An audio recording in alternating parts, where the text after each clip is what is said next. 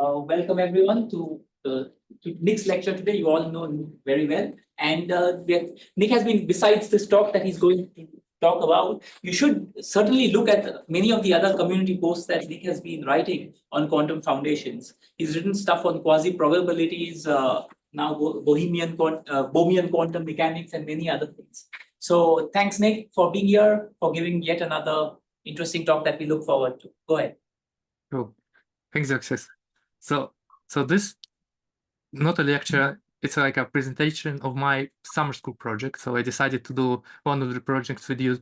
This is like I had an idea for this particular topic around maybe couple of weeks before the summer school started. So I had a head start of sorts, but I'm finishing early because I'm doing this talk now.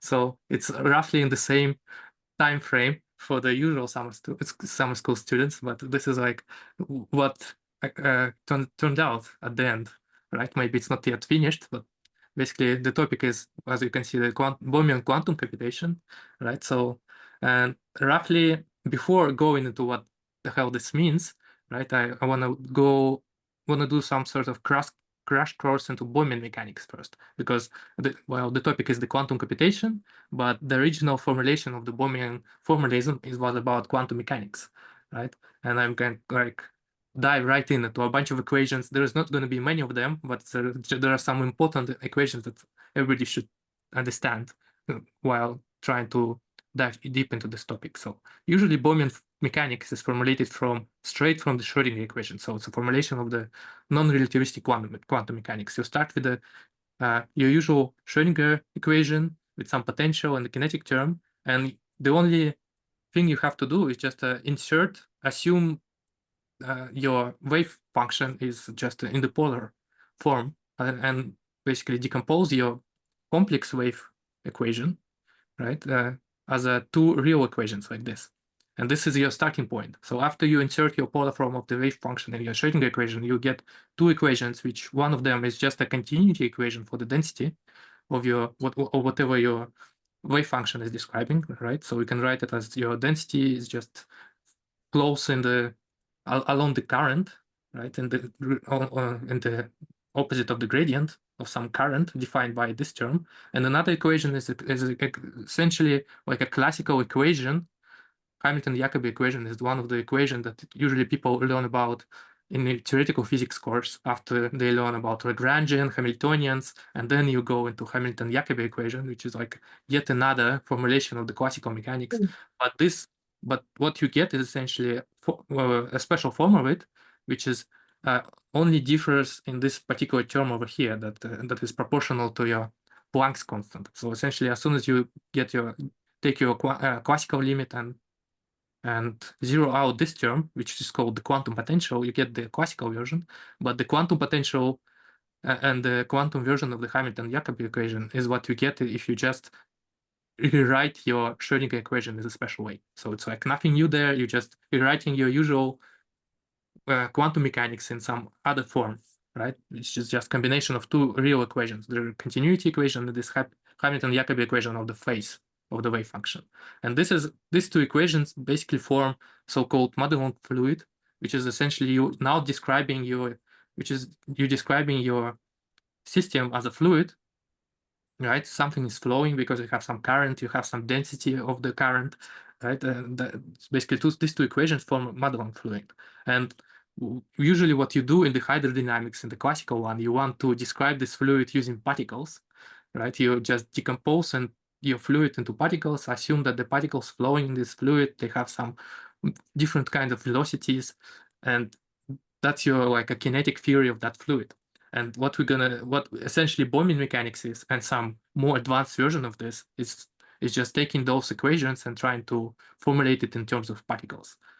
So it's like a particle interpretation of this quantum hydrodynamics gives you so-called stochastic quantum mechanics, which I know little about at this moment and what I've been trying to learn about recently. But a much easier form of that is the Brownian is the Bohmian mechanics. But the stochastic quantum mechanics is some kind of stochastic version of the Bohmian mechanics where the particles have a definite trajectory.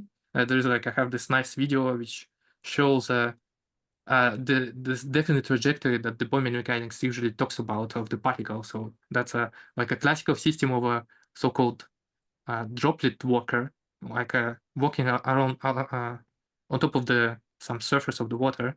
And this is essentially like the classical version of the double slit.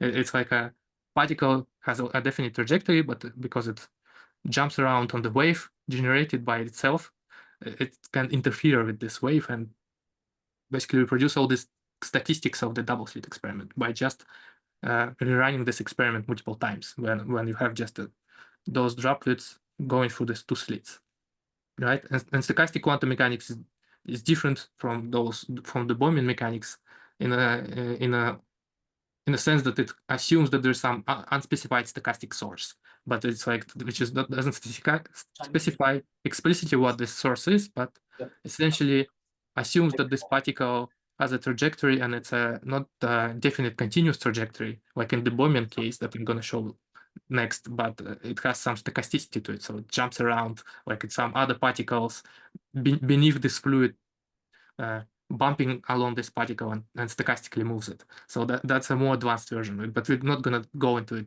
in too much detail because we're going to assume that there's no stochasticity to this particle unless in continuous case, right? Because then we're going to go into computation and that's going to change. But in the Bohmian mechanics, our trajectories of the particles are purely continuous, right? And they only depend on the initial position. So essentially, there's like a bunch of classic experiments that can be explained using Bohmian mechanics. Like the double slit experiment now assumes that instead of having classical trajectories, when they assume after the particle passes to one of the slits, now it travels as a free particle. In the case of Bohmian mechanics, this particle not actually free because of that quantum potential there above, and actually some force acting on this particle, and it actually the actual trajectory of that particle is not straight, and it actually interferes with the wave and being guided by the wave function, which is described by this equation.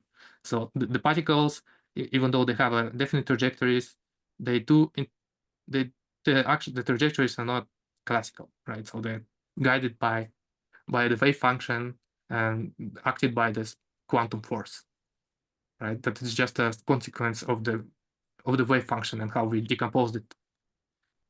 All right. And another like equation, another classic experiment where you can explain using this formulation of quantum mechanics is the Stern-Gerlach experiment, which is the classic experiment when people talk about spin and try and explain how spin arises experimentally.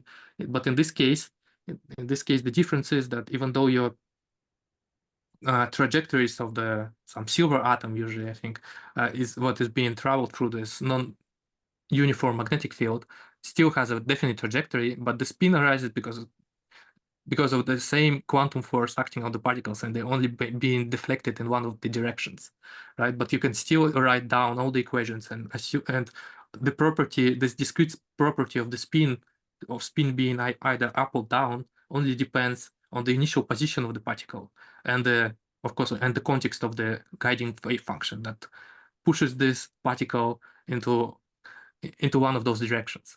But it's like, but nevertheless, when you measure it, you measure the exact particle that's been traveling, even though the statistics and the non-determinism only arises because you have ignorance about its initial condition. But you can explain it again without any waves, well, the wave only guiding the equation, but without any probabilistic notion of the wave itself. So it's not some squared amplitude to determine the probability of this particle being there, but there actually was a particle because we assumed the definite trajectory, right? And another classic example is the quantum tunneling that you also can explain, and which also shows this nice, not the nice, it's the opposite of nice, this property of the Bohmian mechanics of non-locality, because it's a hidden variable theory, right? It assumes that those hidden variables, because of no-go theorems about impossibility of hidden variables, those hidden variables has to be non-local. And this is like a nice example that shows it only with a single particle, because people usually assume that you have to at least two particles in order to like like with entanglement and so. But when you have a quantum tunneling and there's only particle one trajectory, the fact that particle deflects even before it actually reaches the barrier, like if you look at some of the trajectories, they effectively deflect even before reaching the barrier. That's like the non-local character of this experiment. So this is in this way, this experiment is very nice to show non-locality, and this interpretation of the quantum tunneling is very nice way of showing this non-local character of the Bohmian mechanics, so that the trajectories behave very weirdly in a way they deflect. And you can even explain systems like a hydrogen atom. This is like some nice post from our community, Wolfram community forum, that actually shows the trajectories of how electrons behave in the hydrogen atom in this way, and for some specific quantum numbers. I believe it's like some p orbital there, and you can show that it's there's actually definite trajectories that electrons. So and the classic argument against this definite trajectories that it should like fall down on your nucleus or whatever. It's the fact that it doesn't fall and has a definite trajectory is that, again, because of that additional quantum force, this additional quantum potential that pushes it away, and so that the electron in the end can have this definite trajectory, right? So there's just a few comments that I should give about the difference between determinism and realism, because before diving into computational variant of this formulation, basically, usually in the quantum, in the Bohmian mechanics, people argue that it allows you to get rid of determinism, non-determinism, so that as soon as you have your definite trajectories, your theory no longer probabilistic because particles actually have definite trajectory, and all the non-determinism comes from the ignorance of our initial condition, right? So it's not inherent determinism, non-determinism, but I think it should say non-determinism. It's not inherent non-determinism of the theory, but it's just non-determinism based on our ignorance about initial conditions. But it's still deterministic theory at the end, right? And all those properties like spin, mass, energy, those are all determined from the position of your particles, essentially, right? So the setup of your measurement device. So in that way, those other properties, rather than the position of your Bohmian particles, are all contextual. So they depend on the pilot wave and the setup of your measurement. But realism, essentially, when you go into the computation case, when you want to generalize it and drop this assumption about this contextual properties being generated somehow from the context, you can assume that maybe those discrete properties like spin up, spin down, or your qubit state 0, 1, those discrete properties are also behave similarly, but because they are no longer a continuous quantity that can vary smoothly, now you can have to construct a stochastic version of those equations, like these equations that actually tell you how this stochastic value of your property jumps around. So instead of having a continuous varying equation that tells you how your position of the particle varies and changes with time, now you have a stochastic one that tells you how value of your qubit jumps around with time, depending on how the guiding pilot wave pushes it around, essentially, right? So that's why when you go into those discrete properties and try to explain them, you're not going to have determinism because you're going to have a stochastic equations, but you still maintain the realism. So in this way, you still have real definite properties that evolve with time, but they evolve stochastically. So that's what the difference. The difference here is about that we, even though we still going to explain it in some probabilistic way, but we assume that we have a definite property at every moment in time, right? So what do I mean by this, right? Concretely, we're gonna start with a simple qubit, right? So very simple example. We're gonna use quantum framework, our favorite framework to doing quantum computation, right? We're gonna start with a simple system. It's just a qubit in a 0 state, and we're gonna rotate it by some 60 degrees angle. Like basically, we start with this position of the qubit, and that's our evolution. We're gonna just apply some rotation around x-axis, and gonna rotate the qubit by 60 degrees. So that's the whole evolution, right? We're gonna explain it. What does it mean for a qubit to do this? Okay. The first thing we're gonna do is go into the continuous version of it. So in this case, we assume when we apply the gate to our qubit jumps discretely from one position to another. So just rotates it by some arbitrary angle that we encoded in our gate.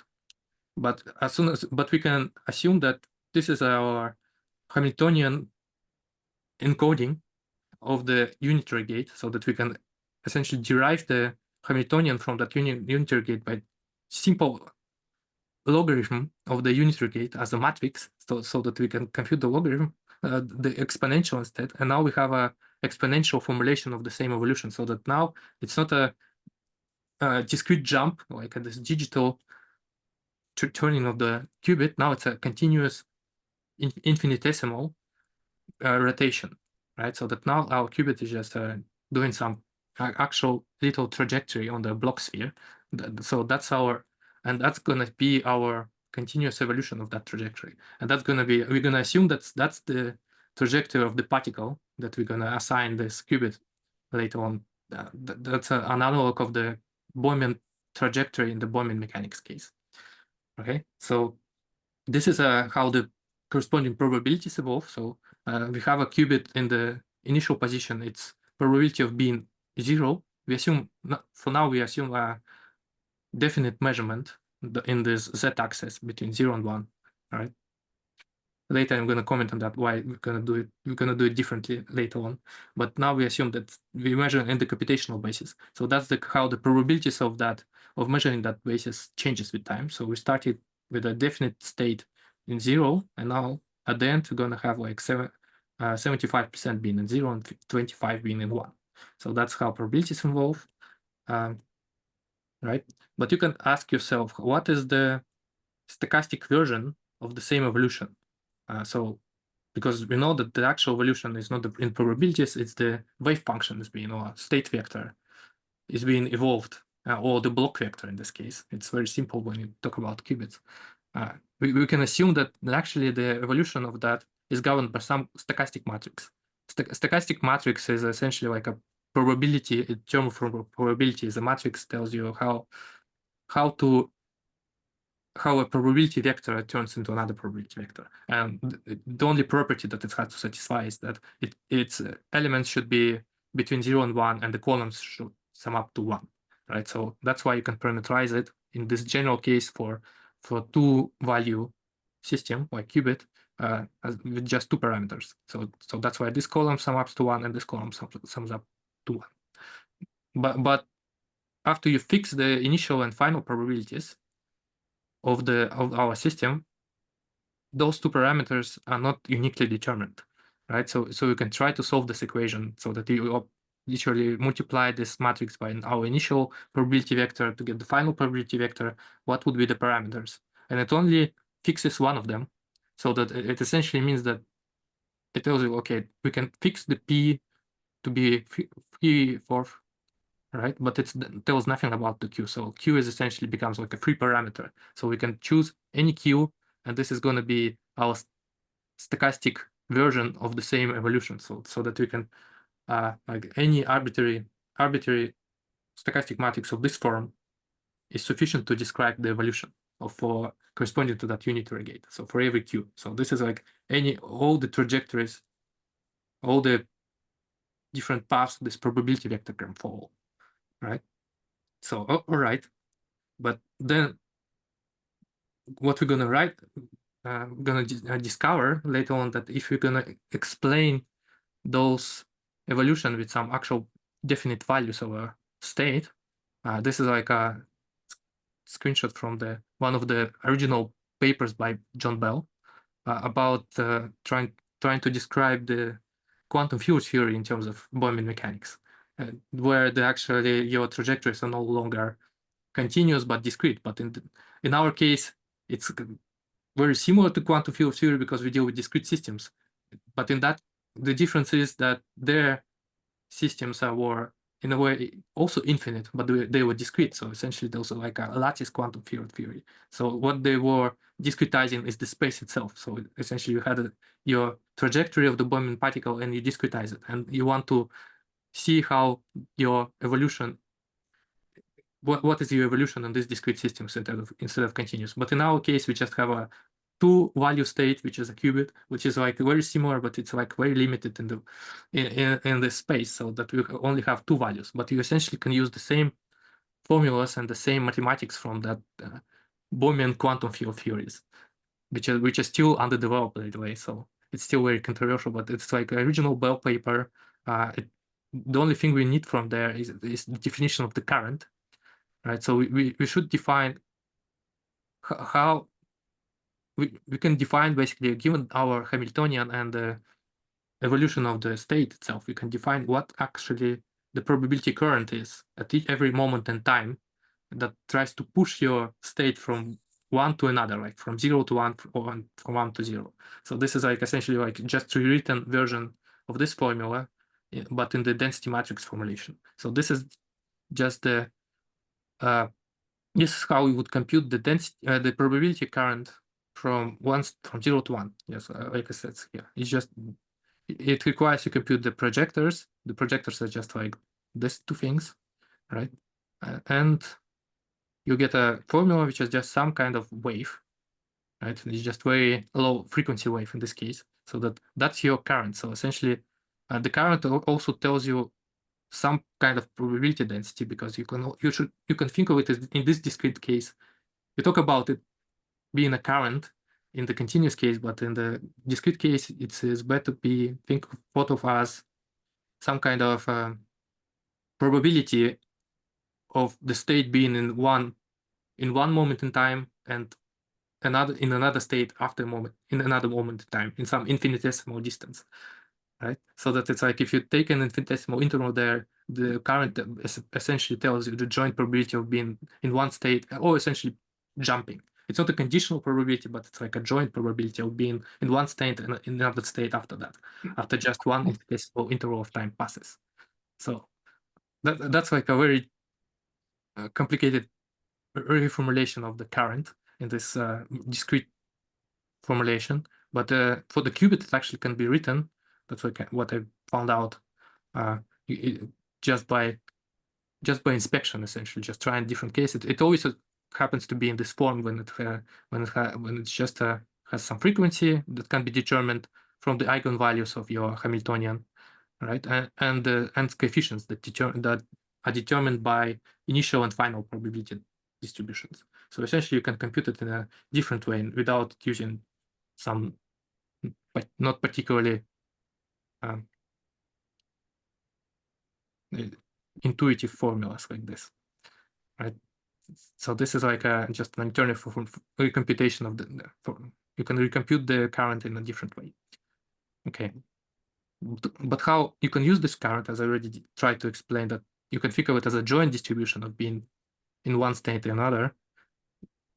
You can also compute the conditional probability of actually jumping from one state to another, and that's how you basically do it. You should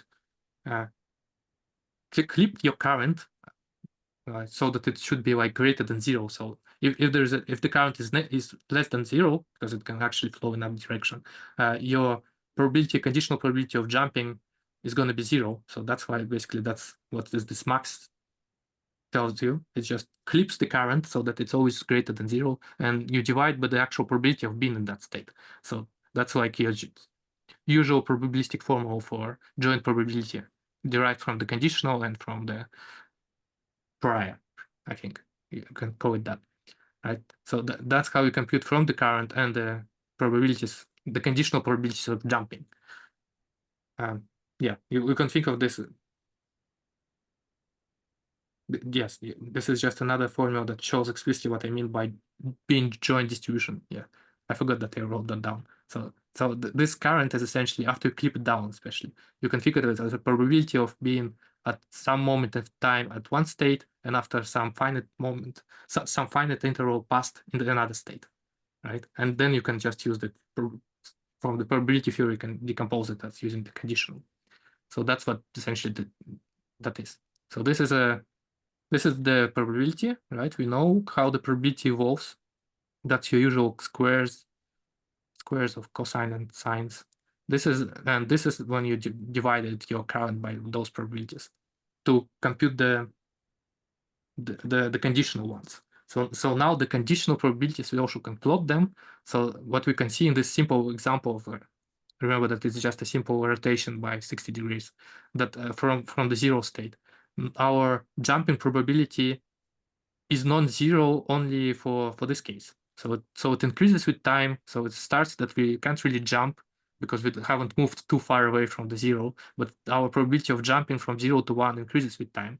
So essentially, in order to compute, so if we want to compute the probability of actually jumping in this unit interval of time, we have to integrate. And after it jumps, it kind of stays there because the actual opposite current from the 0 to 1 is always negative, so it can't jump backwards. So the only possibility that could happen in this case is just when you start in definite position in our block sphere. So your particle essentially starts in the position 1, in position 0, and your probability increases with time, and then it can jump at any moment, but it can jump to 1 and stay there, right? So that's how our Bohmian computational particle behaves in this case. Okay, and we can simulate that, and we can actually, but in this case, we can actually compute it exactly. So this is like a very complicated formula I figured out, so that if you want to compute the actual probability of jumping once, right, you can, in general, essentially it's like you should sum up for every interval, like and then you take the limit, the usual limit. Your probability either jumps at in this small interval, because this is the probability. This is like a density. Oh, actually, I was calling this the probability, but it's actually a probability density, right? You have to also multiply it by the time interval in order to compute the actual probability. So that's the probability density. This is the probability of jumping in that interval, and this is probability of not jumping in all the previous intervals, right? And you need to multiply all of those possibilities of not jumping. So, and after you take the limit, you get this nice formula, just formulated using integrals. And we can actually, in this case, it just can be actually easily be computed. So in this case, you just get the probability of jumping from 0 to 1 is just 25%, right? And that's exactly what we have in our final probabilities, because our final probabilities of getting 1 also has 25% of being 1, because we started from 0, and the only possibility of being in 1 at the end is just jump into 1 and stay there. So the probability is much, right? And okay, and why we did that? Remember that we were trying to fix the stochastic matrix because it wasn't unique in a way.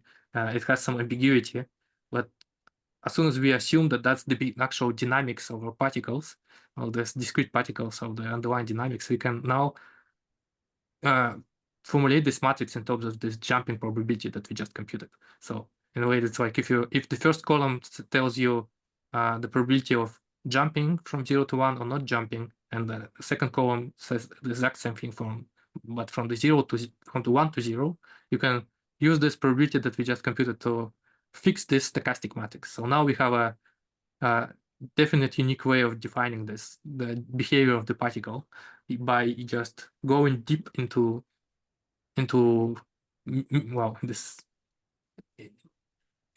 equations and actually solving them and figuring out what happens to the particle, even between the initial and final intervals of time, right? So we essentially selected a unique trajectory from out of those stochastic ones that we first identified.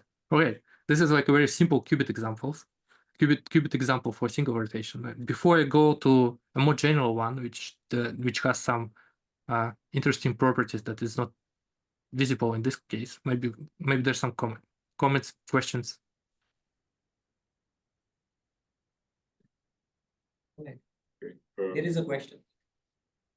So Okay. should I stand or just speak loud? No, speak loud so that microphones can. So I would have a question about the current, that whether this probability current is somehow connected to equation of continuity, also in the Yeah, terms of it exactly. Yeah, it's called current because I think it exactly corresponds to this continuous one that we have right here.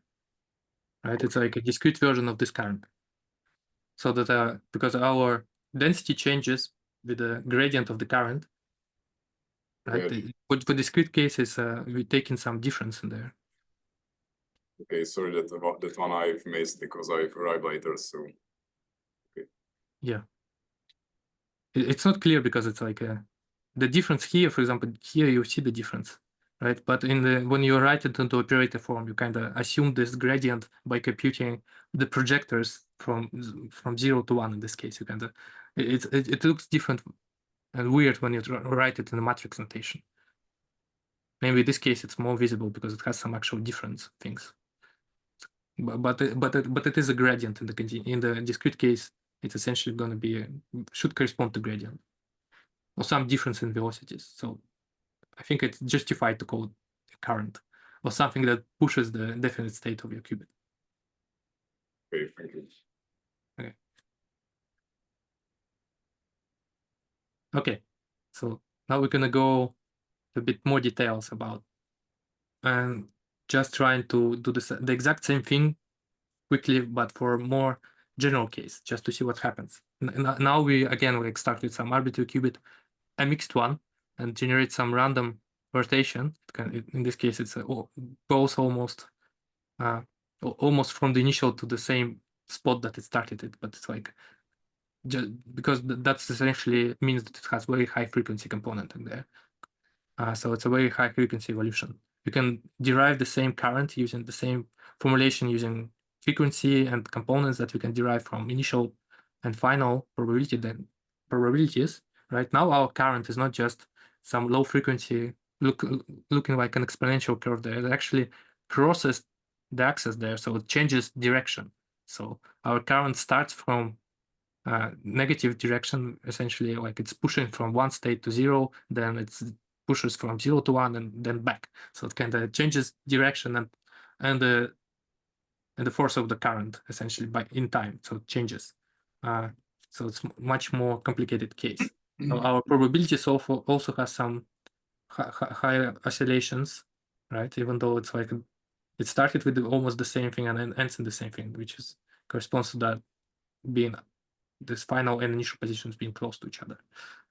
So you can do the exact same thing there. But now, because you look at the current and we have to only consider the positive component when you actually compute the jump-in probability, essentially clump it, all the negative components. We only see when the current is positive. So when you write it down, the conditional probability of jumping, you can see that it always changes the direction. So even though it starts from this direction, so we can only jump from 0 to 1 or from 1 to 0, right? And it's forbidden to jump backwards. Then after some time, it's allowed to jump back.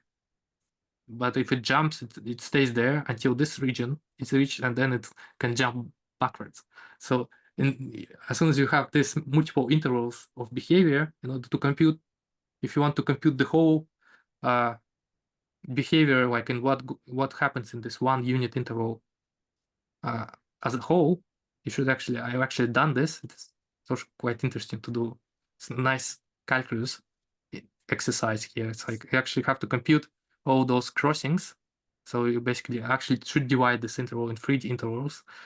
So we have these 3 intervals in this case, and then you determine what are the signs. The signs essentially means what is the direction of the current in all of those 3 intervals, and then you integrate all of them, right? And when you integrate all of them, you basically can, again, as we did in the simple qubit case, we can identify the stochastic matrices for each of those individual intervals. And then you just multiply them together to get one final one, so that you can just have a stochastic behavior as a whole for the whole unit interval of time, right? So you get basically decompose it in 3 intervals, defined the stochasticity on each of those 3, and then you multiply it together to get the overall behavior.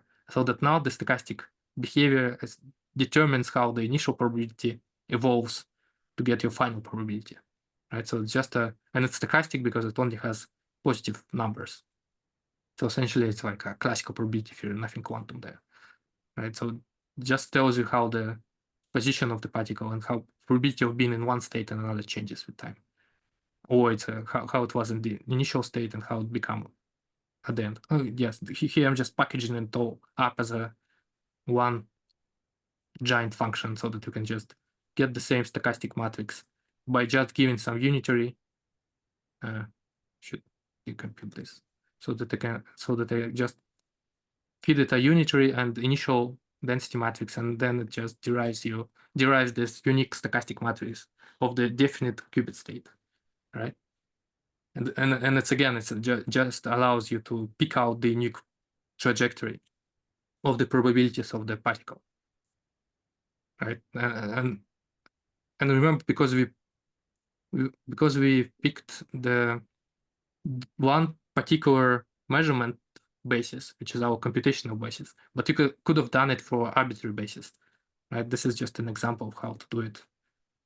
So we can just generate arbitrary basis and convert your unitary to that basis and your initial state, and you can derive the stochastic matrix for arbitrary basis like that. And then you can assume that your particle was actually in the jumping not between 0 and 1, but maybe between minus and plus left-right states, or any arbitrary two antipodal states on the Bloch sphere. That can be your definite states of the particle. And I think you can already see the problem here, right? Because you can't really describe the state by just a single particle in that way, because which basis you choose. And I'm gonna talk about it later. So keep that in mind. Okay, remember that it's not a problem. So now I'm gonna show how you can, in this particular computational, well, maybe some questions. I'm gonna ask whether there's some questions under each of those sections. So for now, there are some in chat. Hold on.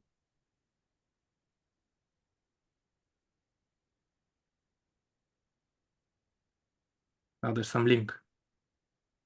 No, but there was a question before, like 20 minutes ago. Is there such a thing as a quantum cloud of probability density? Well, you can think of it. I'm going to show later on, I'm going to show what's the actual difference between the density and the probability, because it's very important in this context to distinguish between those. So also keep that in mind, that question for later. So, okay. Now I'm going to just quickly show, this is a short section, I think, but it's a nice way of showing how the non-locality of the hidden variables arises in this formulation of the qubit, right? So you can, like, again, on an example, now because we want to show how those qubits interact with each other, you have to consider some larger system, not a single qubit, but at least two. But I'm going to do it for free, but because it's more symmetrical this way. I assume that we start with some arbitrary entangled state, right, all over 3 qubits, and we apply some unitary operation in a similar way as we did it for a single qubit before, but to the second qubit. And we want to describe the situation in the exact same way as we described it before, stochastically. But what happens to that second qubit if it's entangled to the first and the third one, right? And in order to do the same kind of thing for this particular setup, the non-locality becomes very apparent, because you have to actually consider all the possible states that other particles can be in, right? So this is there are 4 possible states for first and the third qubit that can definitely be in order to determine how the second qubit evolves stochastically. So you have to essentially consider these 4 possibilities, right? And compute the stochastic behavior of the second qubit in the same way as we did above. So essentially we compute this take these 4 different circuits here, compute this initial state for this qubit, given that the context of the first and the third qubit, so it's just some 4 different mixed states. This is the initial state for this qubit, and then we compute our stochastic qubit matrix given this context states as our initial states, given the unitary matrix that is being applied on the second qubit here, right? And we get 4 different stochastic matrices that define the behavior of our definite state of being in 0 and 1. But you can wrap this around as a so-called, what we call in the quantum computation, as is a multiplexer, but it's a very fancy word for essentially we just considering all possible conditions by these controlled gates, right? And we apply our four stochastic matrices conditioned on those four states. So this is now a classical circuit. There's nothing quantum about it. We replaced well, it says psi there, but it's actually we replaced it with a state of probability. So it's not complex. It's not amplitudes. It's the probabilities that is being stored here. So it's just a probability vector over three qubits, and this is just a conditional stochastic evolution of that whole state, but the non-locality is very apparent here and evident that the stochastic evolution depends on the state of other particles. So if those states were the different sides of the galaxy or whatever, they actually have to be dependent on that, and the evolution of the qubit would depend on the state of that particle way across the galaxy. So in that way, it's non-local. So that's the non-locality of the Bohmian computation being visible here. All right. How did you calculate those U1 through U4? Well, that's how. So essentially, that we defined our super function that just takes our unitary gate for a single qubit and its initial state, right? So it just takes and goes through all of this integration and dividing into intervals and defines the stochastic matrix this way. Okay. Right? And how different it is if you do it like this? First, do the partial tracing over 1 and 3, and then calculate your stochastic, matrix only, for the second qubit. Well, it's not going to work. Yeah, I think I've even tried it, but it's after actually thinking about it, it's quite obvious. So essentially, you want to replace these things with with traces, right? Yes. Yeah. Basically, it could be only an initial state, which is a mixed state, but not a pure state. That would be the only difference. Yeah. Well, it's not going to work. I've tried it. I couldn't make it work.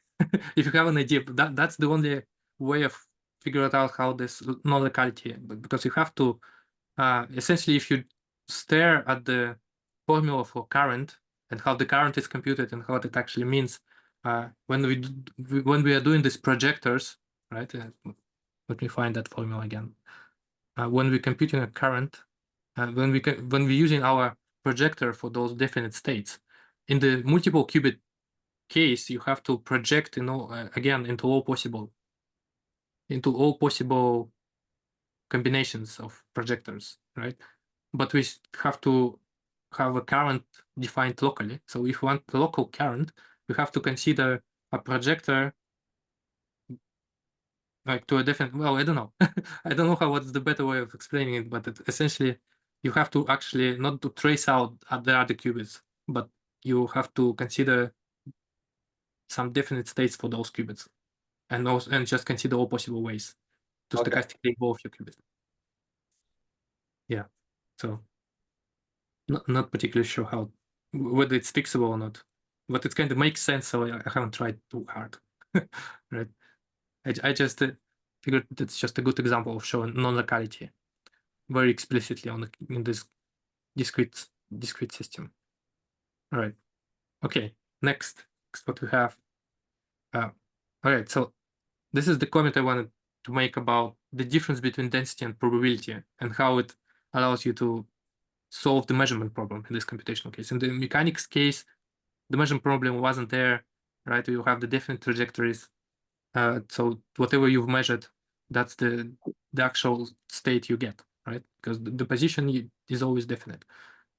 So if you noticed, when we derived the stochastic evolution of the definite state, it didn't really correspond to how probability evolves from initial probability vector to final probability vector. So in this case, in our last example for the general qubit, I guess it was the actual probability,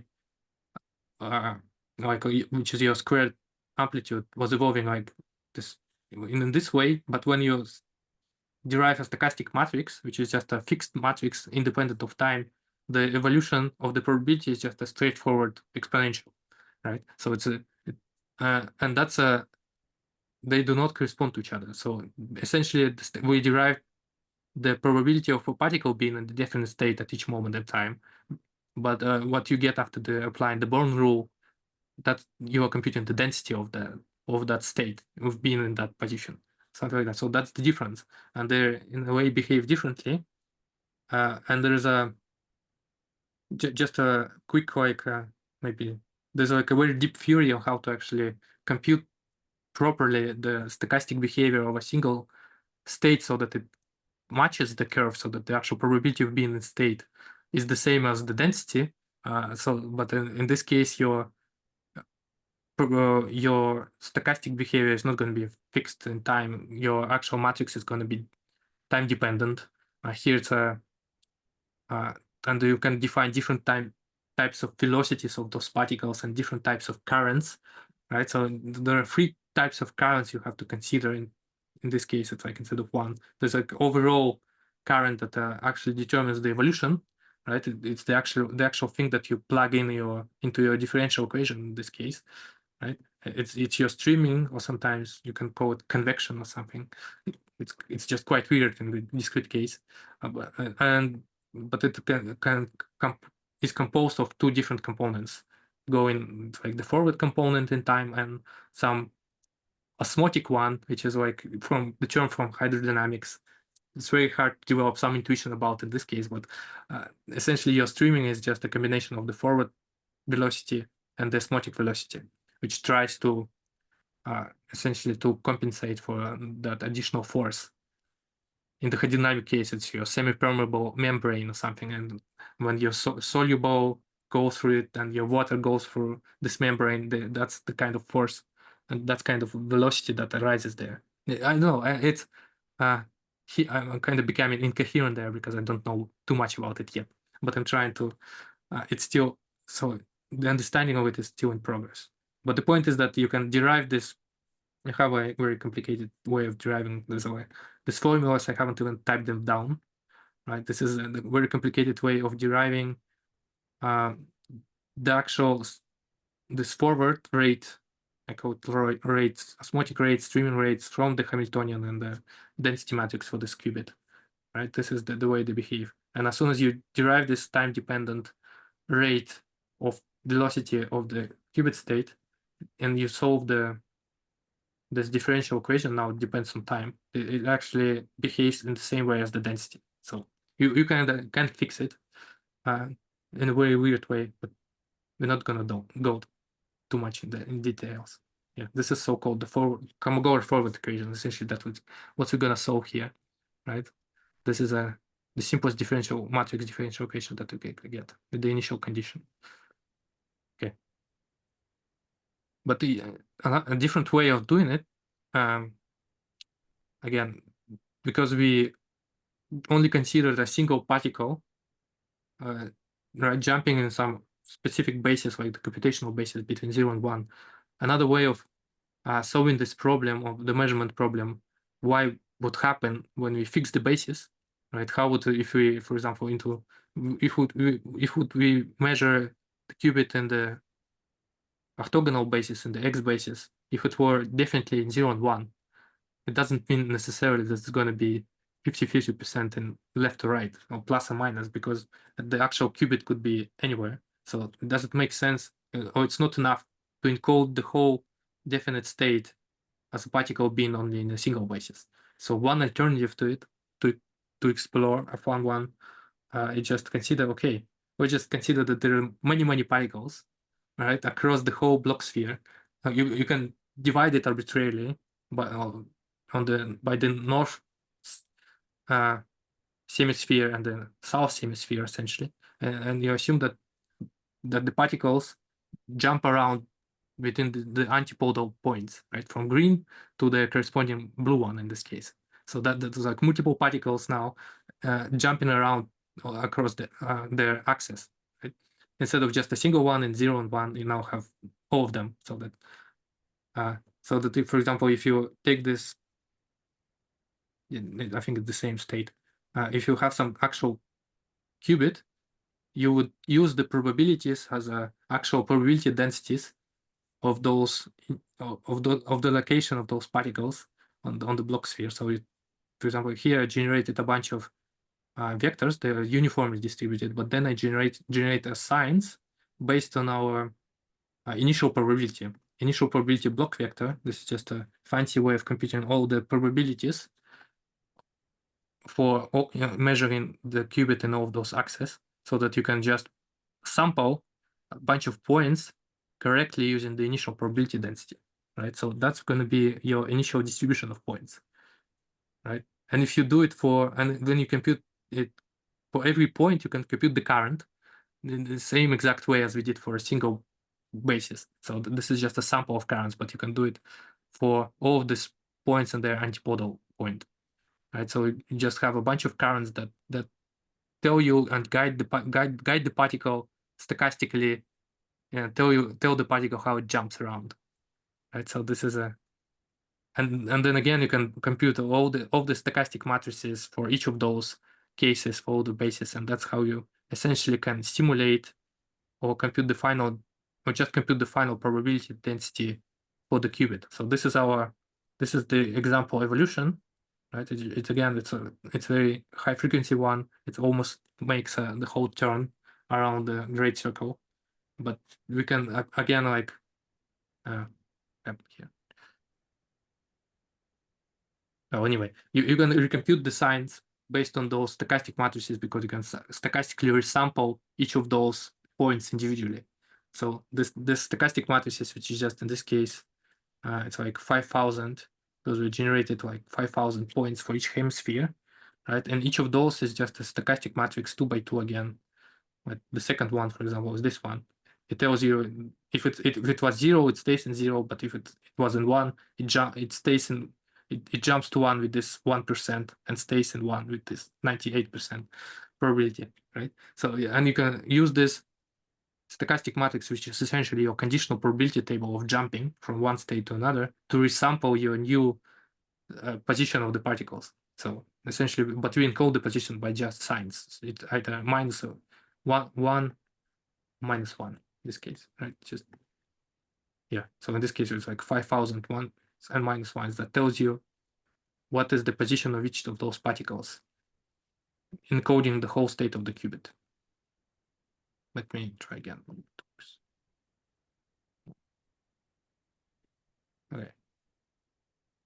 Yes. So that's and you can even go further before you go into an alternative formulation. You can even further. I think I even like this formulation even better than what's coming next. But I like this. But you can now forget about the actual state. You can also encode the whole qubit in this way. You basically formulate the qubit by just the discrete positions of a bunch of those particles instead. So now you can the actual position of the state vector now is computed as an average position of all of those particles, but the particles just doing stochastic jumps around during the evolution. So we don't have to consider there is some pilot wave guiding the stochastic evolution. The whole distribution of the particles determines the current and all the stochasticity equations and stochastic matrix for all other particles. So essentially, this distribution is enough to encode the state of the qubit in this probabilistic classical way, in a way, right? So arbitrary evolution of the qubit is just a way of saying how those how its current is determined, and how and what is the probability of each of those particles to jump to its antipodal counterpart. So I think it's this formulation is pretty nice, but all right. But there's an alternative way. But before I go into alternative way, any comments at this point? There's a question in the chat. Okay. If the behavior is stochastic, would it mean that there is not likely going to be any predictable pattern? Well, the pattern is not predictable of the single trajectory, but it's in the quantum computation and quantum mechanics, it's not predictable anyway, because all our outcomes of our measurements are non-deterministic. We only can measure stuff probabilistically. But now we can explain what's the nature of this probability, or unless it's not the nature. Well, it's kind of the nature of the probability, but it's also it's like zooming in further, so that we can not just looking at what is the initial state and the final state, but we can also zoom in and see what actually happens to those definite states of the qubit, and we can also solve the measurement so that we don't have to postulate that for some reason the actual definite outcomes that arise in measurement is some kind of sampling from the quantum states. According to the Born rule, we just assume that whatever the particle and whatever the measurement basis we chose is just the exact particle that was there, right? So that's the interpretation here. We're just trying to explain sub-quantum behavior. You may also give some intuition about stochastic matrices. People may not have actually seen those in other contexts. Well, let me try. Okay, let me try this computational. Okay, let's do some live coding a little bit. When do I have the simple example? Okay, here, right? This is the stochastic matrix for some arbitrary basis, right? What does it mean? Okay, it's essentially a conditional probability table, right? Which is you can encode. Let's try this. Let's try format it live. I think it's just 0, 1, 0, 1, right? Something like that. Maybe you can do get of these things to make it nicer. Yeah. So essentially, it's a conditional probability table, right? So you read it like that. It's like columns are your this is your inputs, this is your outputs, right? So it's essentially tells you if your initial state was zero, the probability of after the stochastic process that is encoded by this matrix, after you apply this process, probability being in 0 is going to be this one, and probability in 1 is going to be this one. So it's a conditional probability table, right? In more concrete terms, it essentially means if you have a bunch of integers, like from 0 to 1, say, like 100 of them. So this is like a sample. So how to use this sample? Your original samples of states. So this is like your initial.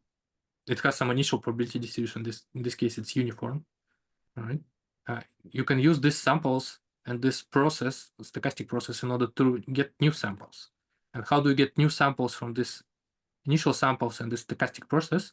You essentially first you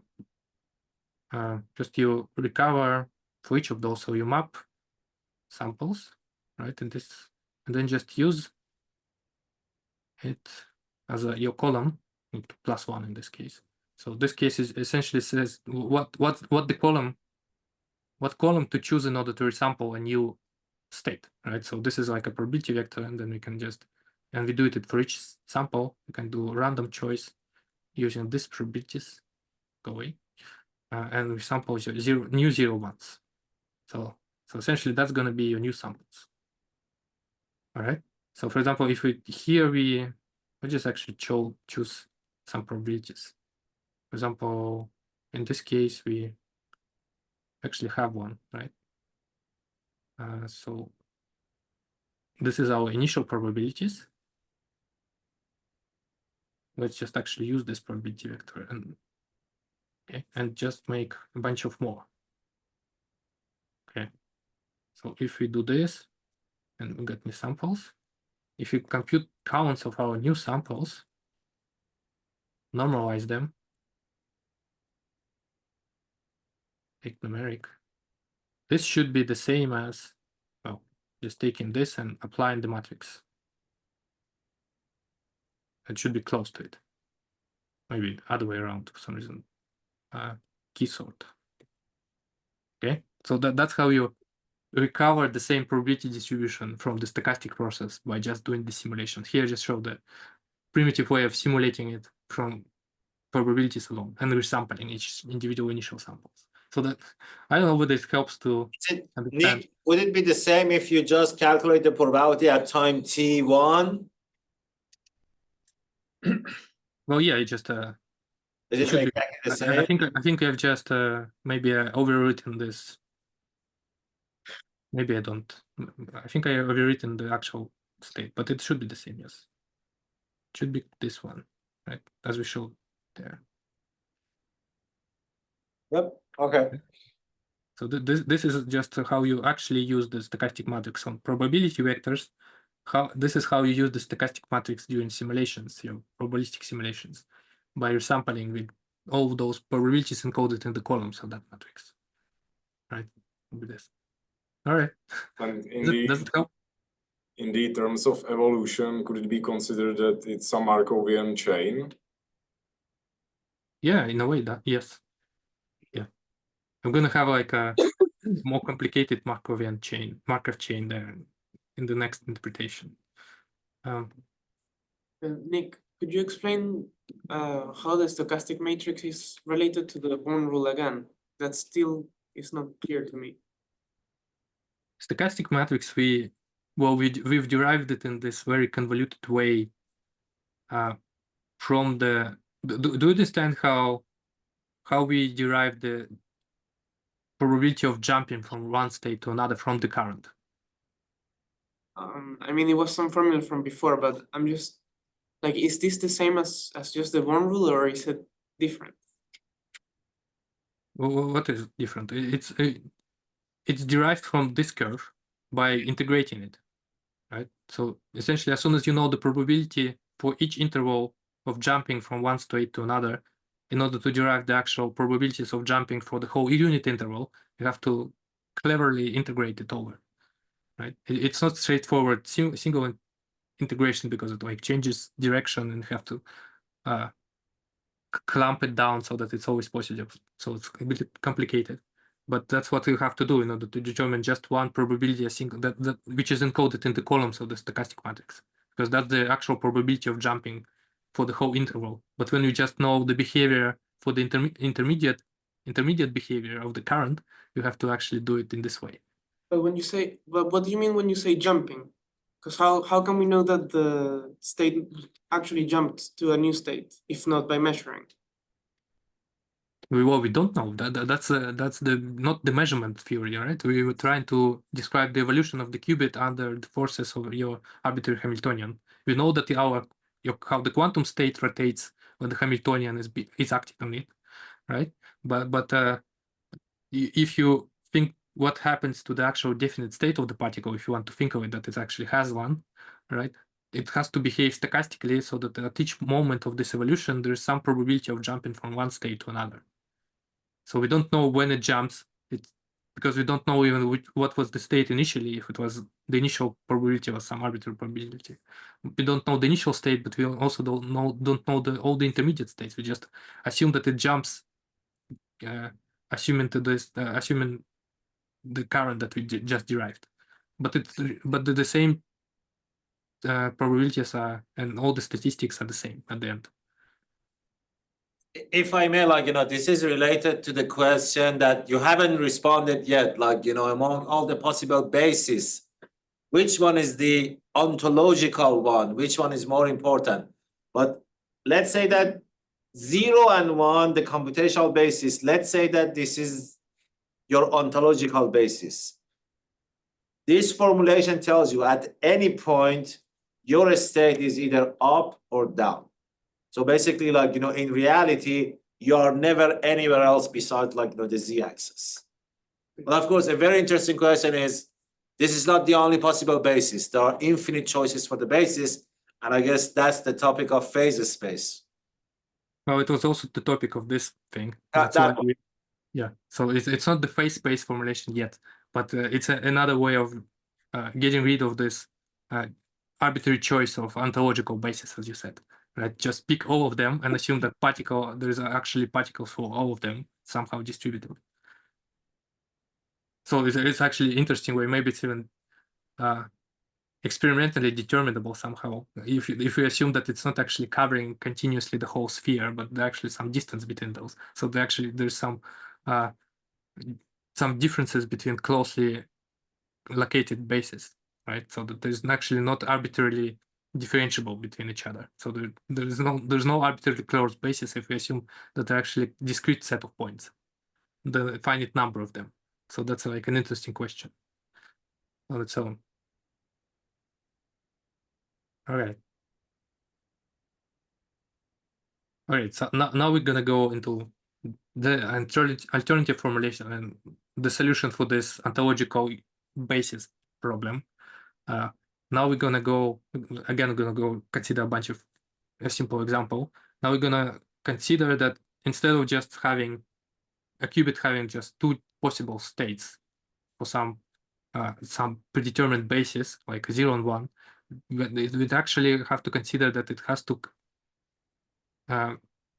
be determined by at least 4 states. So the very natural symmetric way of encoding a qubit, because the qubit has a 3 degrees of freedom because it's a vector in the block sphere. In the phase space formulation, you can also encode the qubit completely by measuring in these 4 bases that are located in the like symmetrically in any tetrahedron embedded in the block sphere. So if you assume these 4 bases like pointing in this direction, pointing in this direction, in this direction. So if you have 4 bases and you measure your qubit in all of those and probability of being in this state, in this state, in this state, in this state, this probability vector, 4-dimensional probability vector, completely determines the whole density matrix of the qubit because it also has the same degrees of freedom and it's just a linear transformation from probabilities of measuring in these 4 bases and the actual elements of your density matrix. So they're just linearly related and it's just a completely equivalent information about the qubit, right? So this is like yeah, in actual computation you can in the framework you can easily do it without even closely understanding what it means, right? We're just considering a single rotation or some arbitrary unitary applying to some random state. You can transform your qubit into tetrahedron basis. That's why it's called tetrahedron basis because it actually corresponds to this tetrahedron over here. And now it's now a qubit is 4-dimensional, has a 4-dimensional form of probabilities, right? So those 4 numbers are always going to be real and always going to be positive, but those now and sum up to 1, and those are the probability of measuring. I can actually show it. Because there's always for this each phase-based basis, there's also a corresponding measurement operator, right? And if you measure this state, I need to translate it back because I gave it the same name. Right? If you measure, you should get the same probabilities. Let me show it like this. Probabilities. Right. So the coefficients in this state are now just the probabilities of measuring the state in this basis. Okay. And you can do the same kind of transformation to your unitary, and your unitary now is not a unitary matrix. It's again now it's a 4x4 matrix, and it's numbers too small, right? But this is a sum.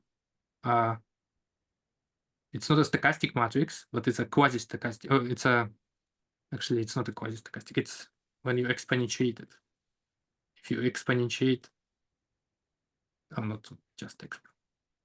So exponential of that unitary in this basis is essentially a quasi-stochastic matrix. A quasi-stochastic matrix is a quasi because it contains it can be longer interpreted as a conditional probability table because it contains these negative probabilities, but it also has the same property of like summing columns summing up to 1, and you can use it exactly the same as we use the stochastic matrix above.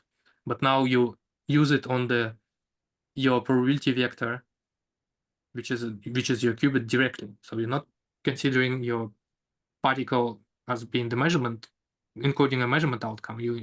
Your particle, which has 4 possible states, like corresponding to your vertices of the tetrahedron, and that's what we're going to manipulate. So our particle now can be either in either of those states, right? This is our initial probability of being in either of those states, and the evolution is governed by this stochastic, quasi-stochastic matrix. But the quasi-stochastic matrix, of course, it's called quasi because you can't really directly use it to simulate your evolution in a probabilistic way, like we did above with the stochastic one, because we don't know how to resample your new samples using the negative probabilities. So that's the problem, right? But we can start by first, we can solve the same kind of thing as for the Hamiltonian and the qubit case, but in the space, it's again some kind of exponential. But now we call this this matrix is called Liouvillean. That's why we labeled this L. It's not for logarithm. Maybe you can think of it as a logarithm. It's also L, right? But we usually call it Liouvillean because that's but it's like a vectorized form in a way of Liouvillean. But it's because it's acting in the phase space. But you can say compute the exact same things as we did for our qubit case with 2x2 complex matrices, right? It's just the formulas are going to be different, and also the complexity is going to be higher because now you have not just a single possible transition from 0 to 1, for example, 1 to 0. That's like the only possible way of our definite state of the qubit being able to jump, right? But now, because we have 4 possible states our qubit occupy, we have 4 different possible states our qubit be in, right? We can have 6 possible transitions, right? Because and they're opposites. That's why it's 4 different. It's just a subset of 4, right? Of length 2. So there are 6 possible combinations of jumping from one state of 4 to another state. But also because we're considering because we're doing it in phase space, our formula for current changes a little bit. It actually becomes much simpler. I had to figure it out myself actually. So I don't have intuition why it works, but somehow it works. I kind of intuitively derived it. So instead of like doing some projectors and whatnot of the Hamiltonian, now given this Liouvillean, which is your quasi transition rate matrix or whatever, because it's exponential is the stochastic one, and Liouvillean itself should be thought of as an infinitesimal counterpart of it. So essentially transition rate or velocity vector. So in a way, it's already corresponds to a current directly, but you have to also actually compute the current in the same way as we did before. You actually have to multiply it by the probabilities of being the sum of probabilities of being in the initial state and the final state, right? And your actual jumping probability is derived analogously in this way. The problem is with this one, right? So we can compute all of this. A nice way is actually what turns out that this current never actually crosses and changes direction. I don't know, maybe it's just the random Hamiltonians, random unitaries and states that I was trying to never actually changed the direction, but I haven't proven it yet. So it's kind of interesting why it is so. It's not immediately obvious to me why the current never changes direction. So it either starts negative or starts positive and always stays in the same. The sign always stays in this unit interval of time. So we have these 3 different transitions between these 4 different states that the qubit can occupy, right? Some of them are positive, some of them are negative. You can compute all of these probability jumps, again, be divided by this current by the probability. Now you have like the whole matrix, and you can compute the whole transitions independently. Essentially, this is now the same curve. This is essentially the same current, which is just divided by the probability. So that this is now the curve on actual probability of jumping between this state and this state. So this is curve corresponds to probability of jumping from state number 3, state number 4 to state number 3, and so on. Okay, so you can think of this as again like that comment about the Markov chain. Now we this is like picture corresponds directly to the Markov chain case. So we have these 4 different states that our qubit can be in, and we can show that the transitions are some time varying curves. So it's not a time fixed Markov chain process, right? It's a time varying Markov chain process because the actual transition rates change with time. So we have some initial probability, we see that there's I think I've sampled I think I showed the initial probability by the size of the vertex. So first of all, your qubit starts in some of the states based on some initial probability, right? And then it just jumps around based on the current rate between those states. So that's the evolution. And the problem is because there's no apparent way to actually now do the integration, because there's no way of splitting it into nice intervals and actually performing some precise numerical integration to determine the final stochastic matrix and all that, and for all of those intervals independently. So the only way I could have done it is with simulation. So I just run a bunch of simulations. This, for example, just a sample of 10 runs, right? So it just shows you, okay, the qubit could have started in one of those 4 states, then jumped at some arbitrary time, right, into another state and just jumping around. So this is just actual trajectories. So we can think of those as actual discrete definite trajectories of the qubit that it could travel on, right, based on all of those currents that it's riding on, right? Now the discrete states, so that's why it's discrete trajectories, and this is just a way of, if you run those simulations multiple times for some actual finite interval, so that's why it's too complicated. There's no nice way of integrating it, so we actually have to also consider some small interval, simulate a bunch of runs, and then you can recover something close. If you compute the actual final state where the qubit is in, you can actually recover something close to the actual probability distribution. So this numbers come from the simulation. This numbers come from the quantum framework, right? So this is the equation that is governing this evolution. So our probabilities in the phase space are now evolving using this Liouvillean, right? Or you can just solve it. If your Liouvillean is time independent, you can just actually solve it and consider. Actually, there should have been time in here. Okay, so this is like a stochastic matrix raised in some power of t. Okay, this is like me showing just how this quasi-stochastic matrix looks like. I think I already showed you. This just shows that if you sum over all the rows and the columns, you get 1. But it's quasi-stochastic because it has some negative probabilities in there. So we can't really think of it as a conditional probability table. But that's the evolution in phase space of our probability vector, right? Okay. Well, do you have some? It's starting to be really deep at from this point on, and something. I will really become incoherent, I'm afraid. So it's going to become more incoherent from this point on. I have one, I think interesting question for everyone, but not about quantum. All of those, notations that you have for your formulas, did you write them using your LaTeX packlet? It's not my packlet, but it's not the built-in one, right? You're right. So this is the usual. Yes, I wrote it using the. Let me actually fix it. So this is the usual control 4 box for inputting LaTeX, right? LaTeX.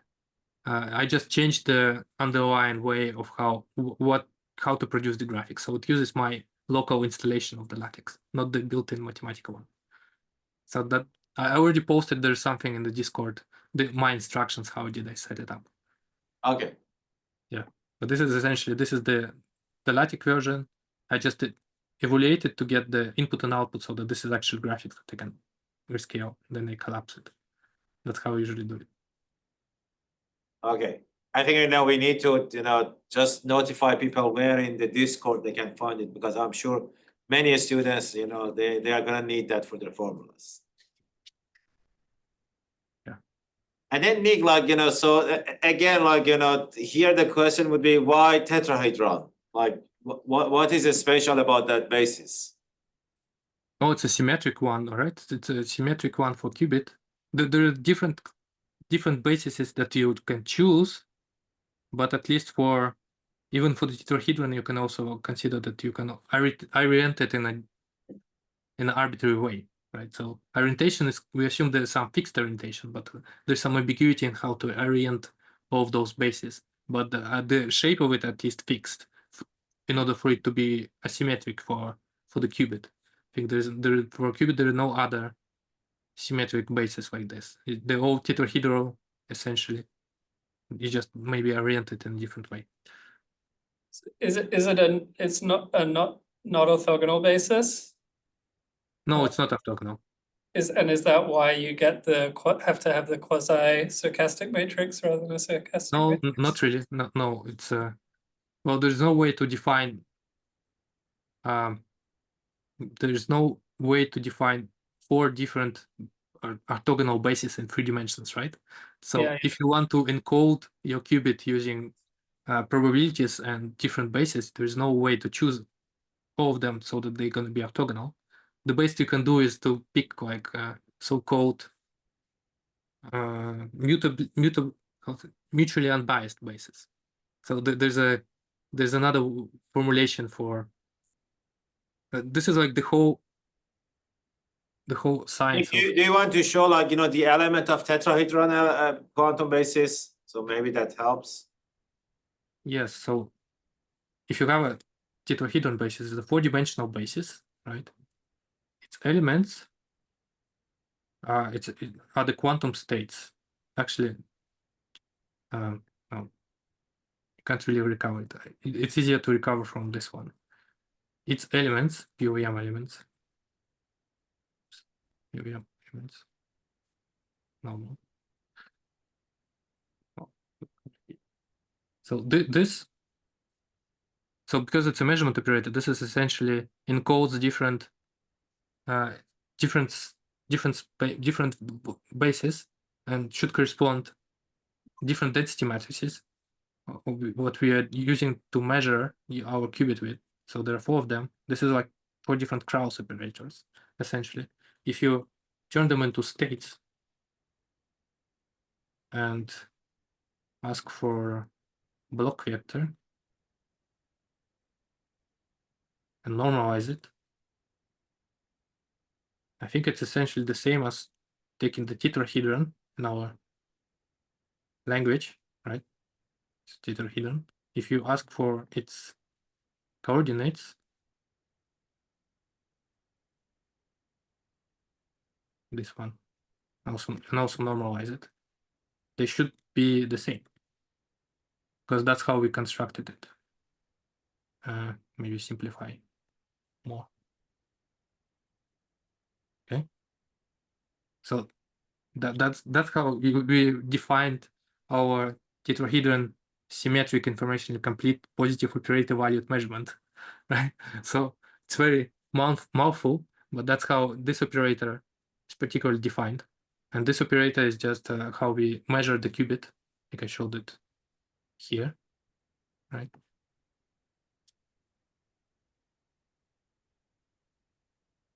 So we just use this operator to measure the underlying quantum state. This is our original mixed state that we generated here. But after you measure it, because there are 4 operators, all 4 PWM elements, each of those, the actual measurement corresponds to 4 different probabilities. That's what we get. So, okay, the question was whether it's like quasi-stochastic or not. Why is it quasi-stochastic? It's always going to be quasi-stochastic as long as you deal with the this information in complete measurements. Because if you choose your qubit representation in one of those information in complete measurement bases, which can encode your qubit as a probability vector, this probability vector evolves quasi-stochastically. Okay, but there are different ways of information completely encode your qubit. This is just the symmetric way of doing it. The most symmetric way of doing it. There are subtleties of how to do it for higher dimensions, but we're definitely not going to go there. For qubit, it's quite simple. You can actually visualize the whole space in this way because that's the only system, the only quantum system that actually can be visualized naturally. The whole space of states, not the single one, but the whole space.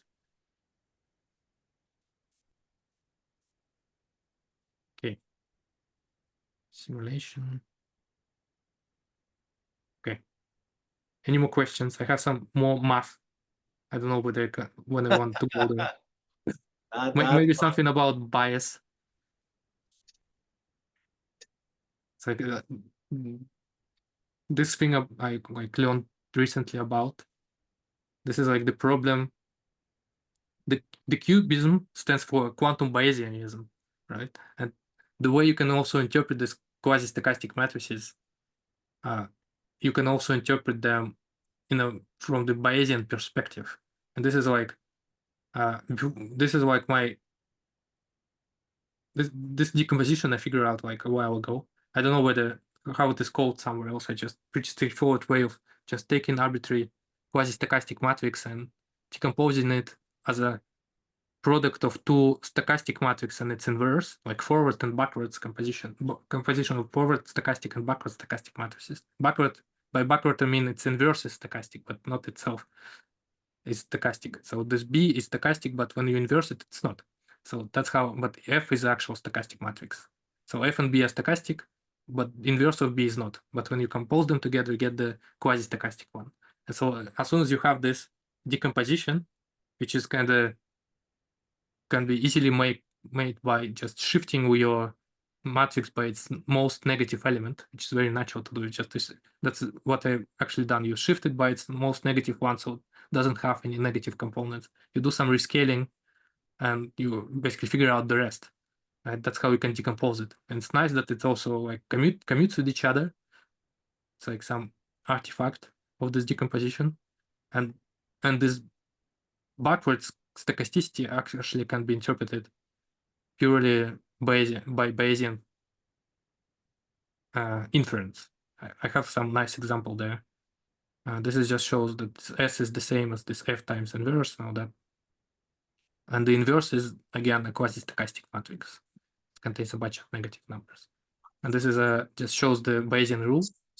It's very classical formulation of it, but you can better think of it as just in this form. When you have a posterior, your conditional probability table times the prior divided by evidence. This is just me showing how you can use those decomposition to derive your posterior, the final result of quasi-stochastically evolving your initial state. You can read the code. I don't know, it's too hard to explain in words what's happening, but this is like some way of actually making your bias rule into actual map, linear map, and just applying it multiple times until you actually reach the final state vector, which is your final probability vector. Which is like in this case, it's like 200 times it's required to reach this precision, which is the same as just applying your matrix again to your original vector here, right? So those are equivalent. So if you don't know how to perform your simulation stochastically because you're given some quasi-stochastic matrix instead, what you can do is essentially what this shows. You can think of just one. As you do in your forward step, which you can always use classically, and you just use resampling in order to perform this forward step. But in order to perform the backward step, you need to perform your Bayesian inference, which essentially requires you to travel along starting from some arbitrary prior. I don't know. This is like your Bayesian intuition that comes from the quantum Bayesianism and its interpretation of the quantum mechanics. But this is again applied to quantum computation. And it was the problem with that, though, I realized recently, is that when you just do this decomposition of your quasi-stochastic thing into two of those, it's not guaranteed. If you again take the logarithm, you get an actual transition rate matrix that you can also interpret as this probability current, as we were trying to formulate before that. So in a way, because we want the logarithm or that infinitesimal transformation of your probabilities be valid transition rates, and the transition rates also are not allowed to have negative components in their off-diagonal matrix elements. So that's essentially the corresponds to the Markov chain in many problems. That's exactly the same problem, is that when you are given a valid stochastic matrix doesn't guarantee that its logarithm is going to correspond to a valid transition rate matrix, which is called the embedding. And the problem that it's not guaranteed is the embedding problem of your stochastic matrices. And there are some algorithms to determine whether you can do it for a given one or not. That's some math, additional math. But what I realized then, that you can, instead of this decomposition of your essentially of your unitaries, what you do, instead of you doing this of your exponentials, performing this weird decomposition, you can do it directly on your Liouvilleans or your transition rates directly. If you don't like your given transition rate matrix, which is what governs your infinitesimal evolution, you don't like this negative components over here, you can decompose it in the similar way as the velocities in the quantum fluids, right? They also have this two components of velocities in there. You can just interpret those transition rates as velocities and perform the similar decomposition. You also can get rid of those negative components directly. You can just, you have your streaming velocity that you're given that have some negative components, but you think of it as that you have some forward velocity of the fluid, right, and some osmotic part, which is your weird behavior, or the velocity of the particle that tries to counteract those osmotic forces and all that, right? You can do the similar decomposition, but in this infinitesimal space, and now you get nice transition matrices after you do this. Right now, this L0, the osmotic Liouvillean, you can call it, I guess, and the forward Liouvilleans are all valid transition matrices. So they all have off diagonals which are positive, and the columns sum up to 0. Should sum up to 0, I think. Yeah.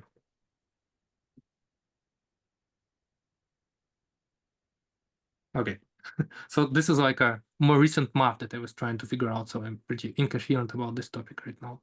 But that's like for the future of this project, to figure out how the quantum fluid behaves in this discrete systems for qubits and maybe potentially for higher dimensions and all that. This is just some concluding remarks. It's all that left. Just to remind you what we've done, right? So we've tried to formulate our qubits, simple computational quantum systems. We tried to formulate it as discrete particles on a Bloch sphere or multiple of them, right? We tried to formulate them in either multiple discrete particles or as a single particle in phase space, or we also showed a bunch of nonlocality, nice explicit formulations of how hidden non-local variables behave in this case. We showed about how to construct those stochastic matrices, the unique ones, for intermediate evolution of the qubits, how to make decomposition of the quasi-stochastic and quasi-transition rates into proper ones, using some intuition from the quantum fluid and the usual fluid equations, but for discrete case, yeah. And there's still a lot to figure out, but at this point, I think I finished. Thank you. All right, let's thank Nik. Any other questions? I would have one. Go ahead. So when we model the behavior stochastically and we consider it as some Markovian chain, I think Andres a little bit touched into it. When we don't measure each step, we still consider that the transition matrix evolves. Can we obtain some useful results from that? From the simulation. And when we, for example, start in some state, then it evolves. We receive some transition matrix for another step, for another state, which we don't want to measure. Again, it evolves. We obtain another transition matrix. We are in another state, which we don't want to measure. And then we again evolve. And finally, we want to measure, is it possible to simulate such behavior for that final state, that to receive, for example, some peaks and that a lot of possibilities of final state? The thing is that if I think you're still thinking that there's a measurement, that the measurement is something special that happens, so that there's some collapse of something funky is going on to the state. This formulations, including the original Bohmian mechanics, doesn't have this problem because measurement is just the continuation of the evolution. You just have to model your system together with the measurement apparatus, but your unitary is still unitary. Your evolution is still unitary, so you can continue this simulation indefinitely, and you don't have to consider anything collapsing at any point, right? It's just sometimes your particles. Well, you just consider that you measured particle. That's what you observe. I think maybe one single simulation does not give you anything observable, but you have to do many realization of the same simulation to get a result that you can compare with the experiment, right? Okay, you always have to perform some sets of experiments in order to determine your probability, because a single run of the experiment just has a single outcome. There's no statistics in the single outcome. You have to perform multiple runs of the experiment to Maybe we should say, this is not the usual quantum Markovian, what people call as quantum Markovian. I don't know, they evolve a state, and then when you have the state, basically the rest of quantum formalism is applicable. Here, the way that you have to recover the probability is to run the simulation many times, and then the frequency is quantum probability, which is the story of Bohmian mechanics, exactly the same as Bohmian. Yes.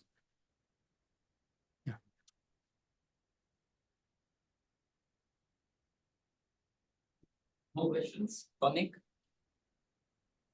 If not, then let's thank Nik again. Thanks, Nik. Thank you. And with that, I'll end the recording. Well done, Nick. That was really cool.